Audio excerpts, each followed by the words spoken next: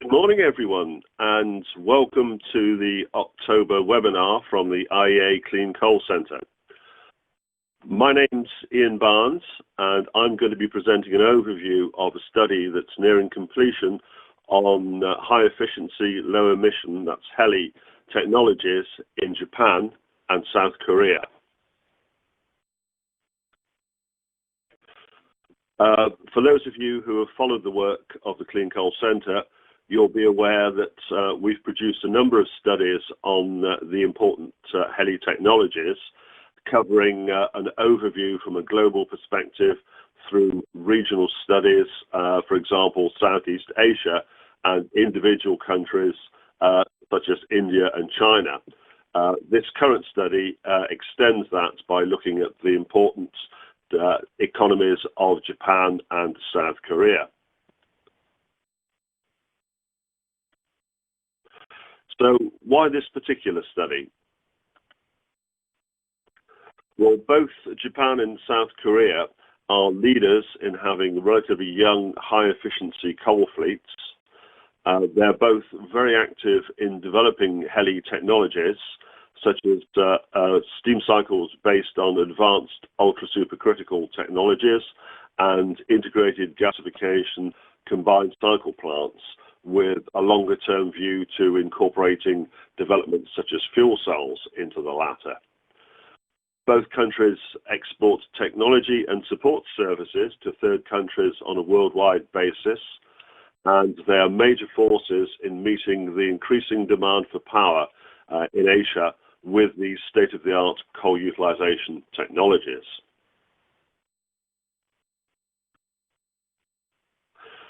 The scope of the study, very briefly, following an introduction, we are looking at the profile of the energy markets in Japan and South Korea, looking at the growth and need for power and the structure and status of the coal-fired power generation sector.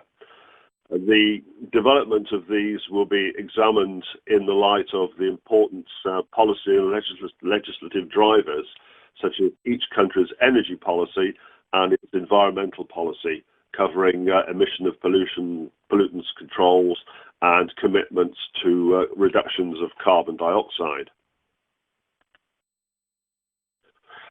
This will be followed with a discussion on what might be achieved with HELE plants, looking at the developments which have been undertaken recently and are continuing, and how the coal fleets in each country might be upgraded using a methodology which has been established in the earlier Clean Coal Centre studies.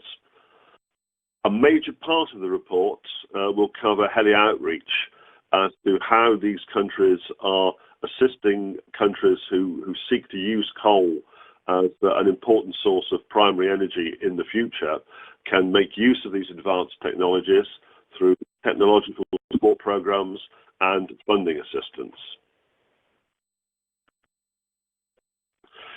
If we look at the status of the coal fleets of Japan and South Korea in these two slides here, we can see that despite having a few older plants there, the majority of the capacity is based on more recent technologies, principally supercritical and ultra-supercritical plants. This is evident in the Japanese case, and if you look to the Korean case, there's been quite a significant amount of ultra-supercritical plants commissioned in recent years. If we look at how the coal fleets might develop over time, with capacity being added to replace retired capacity and to meet increased demand where demand is increasing, you can see that as the coal fleet transitions from a mixture of older subcritical technology, supercritical and ultra-supercritical, to incorporate a larger proportion of ultra-supercritical and advanced ultra-supercritical as this becomes available, the emissions of carbon dioxide are well contained and in both cases pulled down. In the case of South Korea, this is particularly noteworthy as the emissions are kept down against an increasing demand for electricity. Turning to the energy policy in the two countries, following the Fukushima incidents, of course, Japan has had a fundamental rethink about the role of nuclear, and coal is now the beneficiary of that rethink, and is likely to feature for baseload power generation in Japan. And up to 20 gigawatts of new coal-fired capacity is planned. Now, the government is mandating that the efficiency of the plants must be a maximum, and at least ultra-supercritical steam cycles are required. In contrast to this, the energy policy of South Korea has undergone some significant revisions very recently, and they see their future very much focusing on gas and renewable sources. And coal share would drop from around 40% to around 22% by 2030. Additionally, there are discussions on environmental taxes on coal and nuclear, which could also push down the coal share.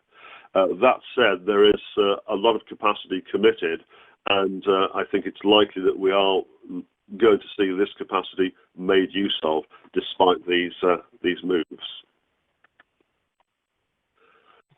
In terms of the technological developments of the two countries, Japan has been very active in developing advanced ultra-supercritical plants, and it is now at the status of rollout, having proven durability over tens of thousands of hours of testing, and it's ready to be incorporated into demonstration plants or as a replacement for existing plants.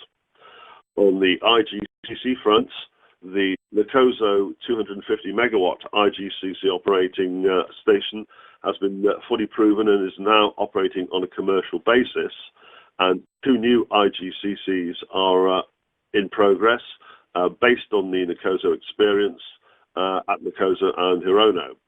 A particular interesting development, which I'll return to later, is the development of smaller pulverized coal-fired units based on HELE technology, around about the 300 megawatt scale. In South Korea, similarly, they've been very active in AUSC development, and again, that's reached an advanced stage, but there are no current rollout plans for this at the moment. On IGCC, the TN 350 megawatt IGCC is operating commercially, and further larger units are planned. Examples of HELE technologies, one from each country here. On the left, we have the Isogo thermal power station, very much an up-to-date state-of-the-art station with very low emissions of pollutants. Excuse me. And on the right, the TN IGCC plants, again, operating on a commercial basis, producing electricity.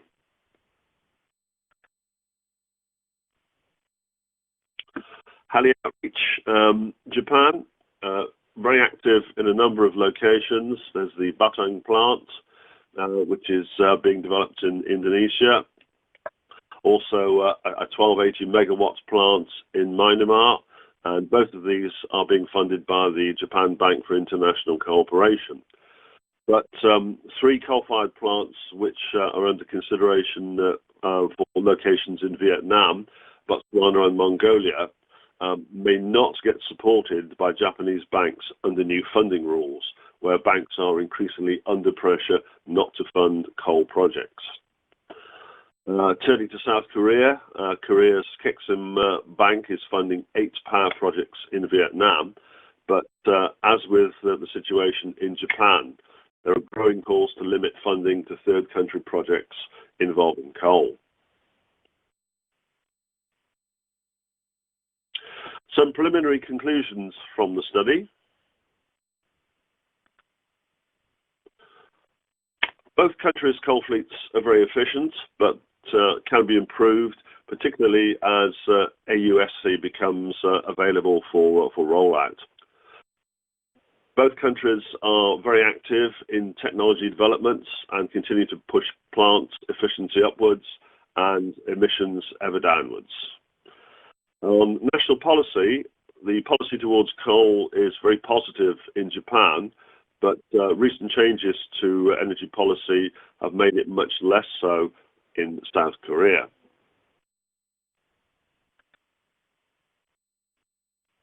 HELE outreach from both countries is very active and has been successful in meeting the growing demand for electricity, especially in the emerging economies in Southeast Asia. One particular development which I referred to previously, the small HELE units, which are under development, are interesting since they offer the prospect of being utilized in locations that have particular limitations, such as the complicated geography of countries like Indonesia, where grid limitations mandate the use of smaller units, which have historically been based on subcritical steam cycles.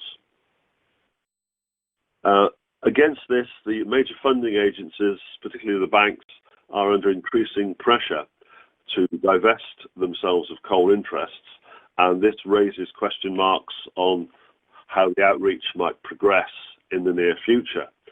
And a question which I've posed here is, how might coal and renewables live harmoniously together, given that many countries have a commitment to affordable electricity which coal can provide?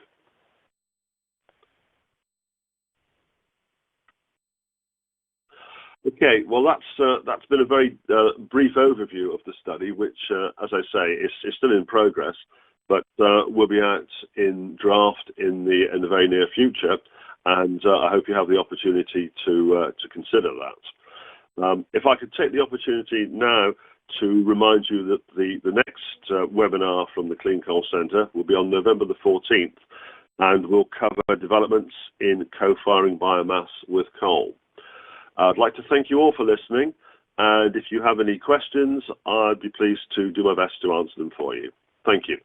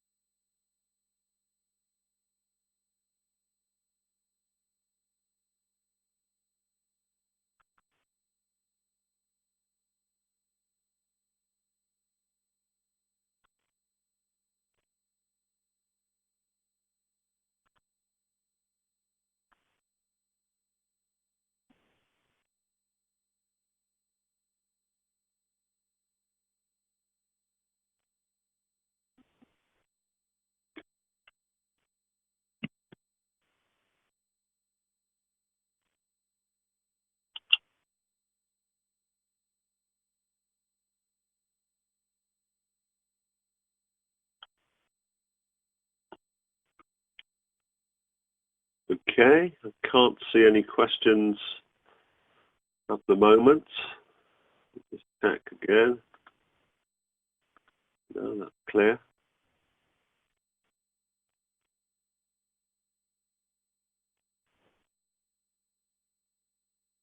Okay, right. Well, once again, thank you all for listening.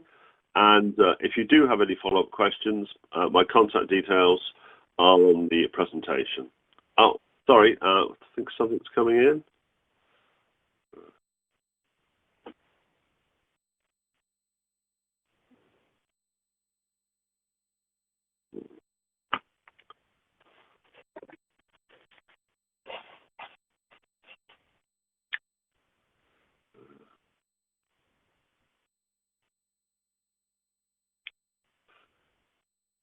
Right, questions come in. My understanding is that even the efficient coal without carbon capture and storage is not consistent at any scale with Paris commitments.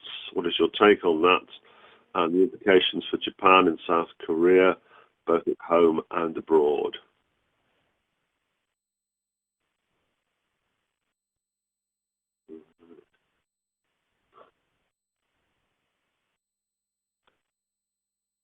Yes, it's a tricky point.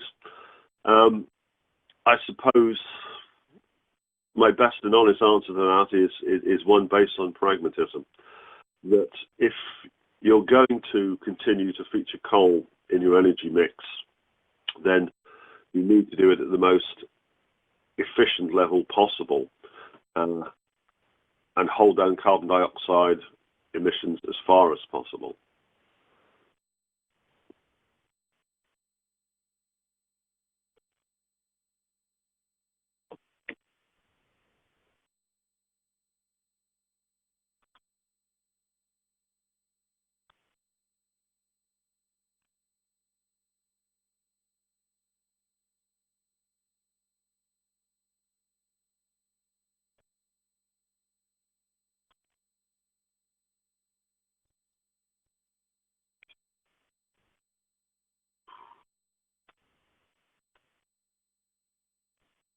Okay, anything else there? No, nothing else there. Okay, so thank you once again for listening, and goodbye for now.